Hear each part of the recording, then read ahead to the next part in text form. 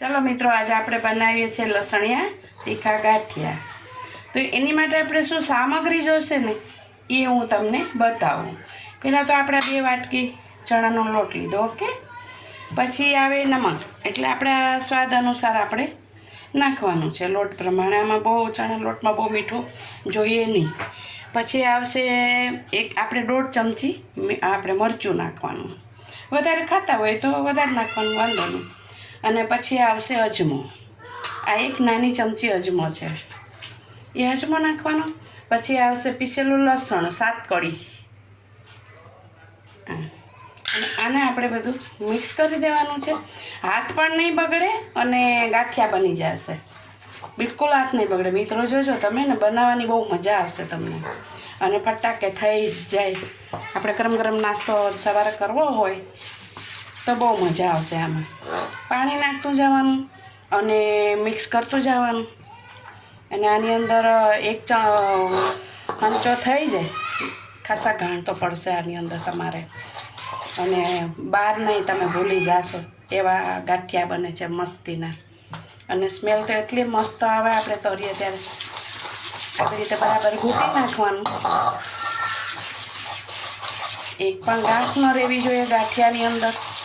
ગાંઠ રહે તો શું છે કે આપણે જારીમાં નીકળે નહીં ને મજા પણ ન આવે। ખારો કે એવું કંઈ જ મિત્રો આપણે આની અંદર નાખવાનું નથી, એટલે આપણને નુકસાન બિલકુલ ન કરે।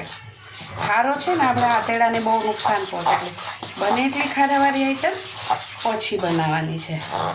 અને આના અંદર મોણ એટલું મિત્રો આવશે કેટલું, ગરમ તેલ આપણે આટલો 1/2 ચમચો આ ગરમ તેલ નાખવાનું, એટલે ગાંઠિયો એકદમ કડકડીયો બહુ મસ્ત બનશે, ખાવાની બહુ મજા આવશે તમને।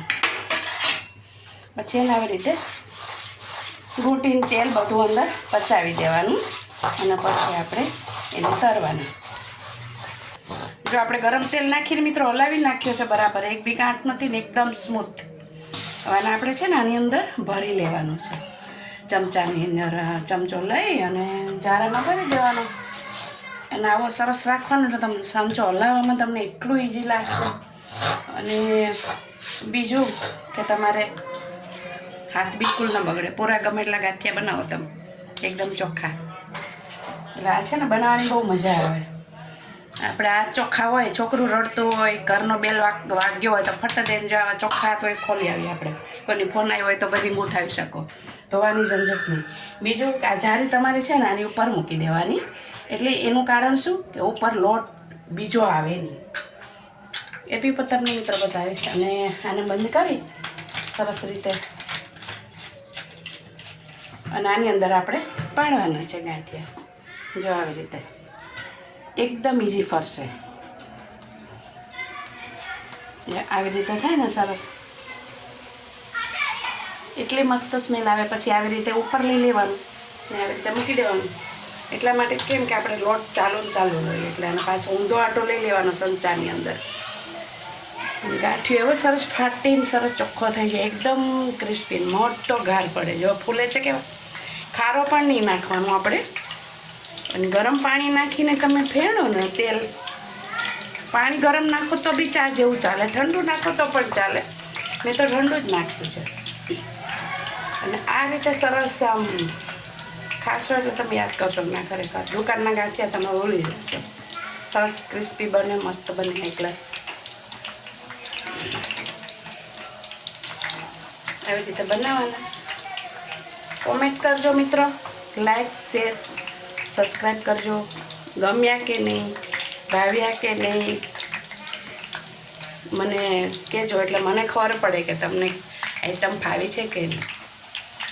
અવનવી આઈટમ મૂકતી રહીશ, અને મલ્ટી વિડીયો આવશે મારો, સંગીતનું આવશે, સિંગિંગનું આવશે, રસોઈ, અથાણા, આ રીતે બધું મલ્ટી મૂકી, એવું નહીં કે ખાલી કિચન કોર્નર, બરાબર। બાળકોને સંગીત માટે ઘરે બેસીને આપણે તમારે કરાવવું હોય ને તો બી હું આમાં મૂકીશ, એટલે શું છે કે તમારે ફી જાઓ ક્લાસમાં લેવા જાઓ તમે બાળકને, મહિનાના 8 જ દિવસ તમારે ભરાવે, 3000 ફી છે, બેઝિકનું કરો તો પણ, તો આપણે એવા 3000 શું કામ ભરવા જોઈએ, ફ્રીમાંનો ઘરે શીખવાડીએ।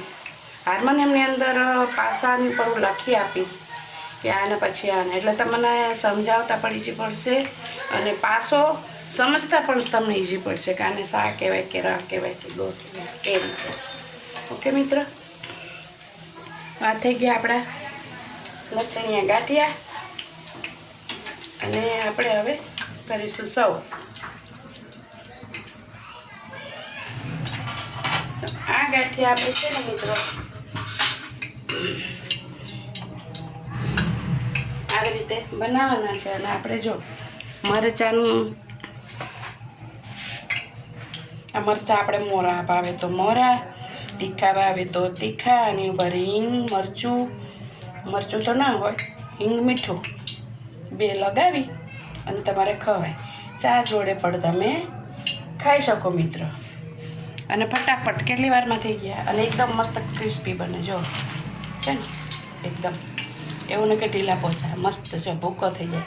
આપણે દાંત ન હોય ને ઘરમાં વડીલ હોય ને તો એ આમ ભૂકો કરીને ખાઈ શકે. મસ્ત છે ને? કહેજો કેવા બન્યા. લાઈક શેર સબસ્ક્રાઈબ જરૂર કરજો મિત્રો.